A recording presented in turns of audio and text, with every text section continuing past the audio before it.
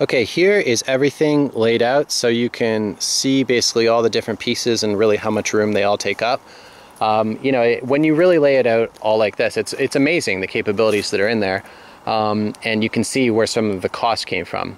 You know, it's pretty easy to see a backpack and say, my God, how could that have cost $1,000 to make? But you know, when you lay it all out like this, it really starts to add up in terms of weight, capabilities, and cost, of course. So I'll just kind of like scan over the stuff and show you what I got in here. I'm sure you've probably seen it all from the videos already.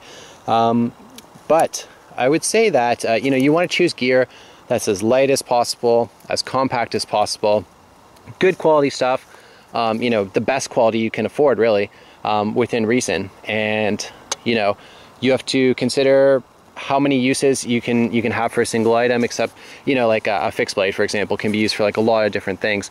Or, you know, paracord is great as well.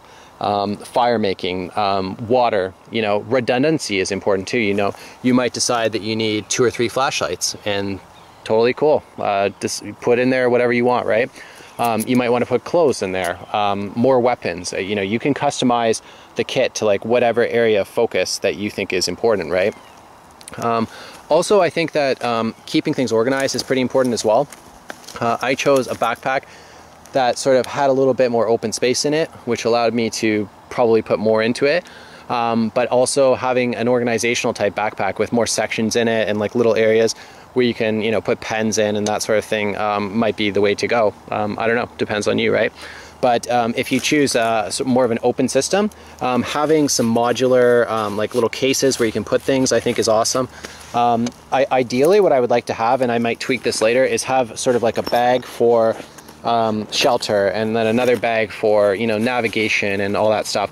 So sort of break it up and store it a little bit more efficiently, I guess, so that things are easier to find. I think first and foremost, the importance is just have some sort of an organizational system, make sure that you have the stuff with you, and then everything else is just details. But it's always something that could be improved. And here's the bag, just a couple last things. I didn't mention that I had a carabiner on there, so that's obviously good for lowering the bag down, attaching stuff to it, etc. This is a climbing level one, so it's very strong. Got a couple of fluorescent leg bands on there, so this could allow you to be spotted. If you're trying to be visible, you know, throw those on, right? Get the whistle out, get the flares out, and, you know, if you're trying to be found, all that little stuff helps, you know, wave around the big emergency blanket. Yeah, so that's basically all my stuff. I'm gonna pack it up now and sort of show you what it looks like when it's packed. So I put the food at the bottom because I think that that is probably something I'm gonna access in a non-emergency. So that goes at the bottom. Space blanket's already in there, just fold it up. Stove goes in the bottom along with the food. The documents and all that stuff is in its own little envelope here. I'm just gonna lay that flat against the back. Maybe stuff it down there beneath the food.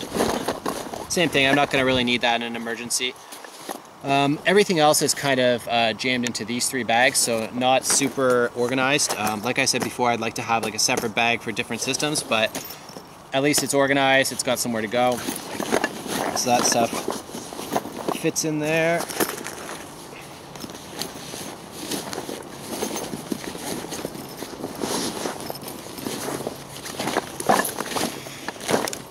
Water can go in there somewhere near the top, I think, because I'll probably be accessing that pretty often. And then the last bag is kind of mushy, so it's easy to fit in there.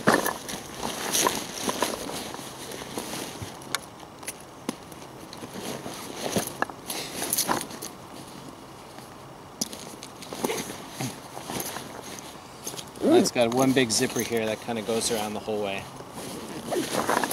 So you just zip it up. There's a little bit of room still on the top. I'd say there's maybe 10% capacity on the bag left over, so I could jam something else in there if I needed to. Also, the water can come out and get attached to that carabiner on the bottom. But yeah, that is basically the bag all packed up. There's just a few straps here you can do up to sort of hold everything in place a little bit tighter. But yeah, that is pretty much the bug out bag. And as you can see, everything fits in. Not super light, not super heavy, but a lot of capabilities in there. And that is the bag.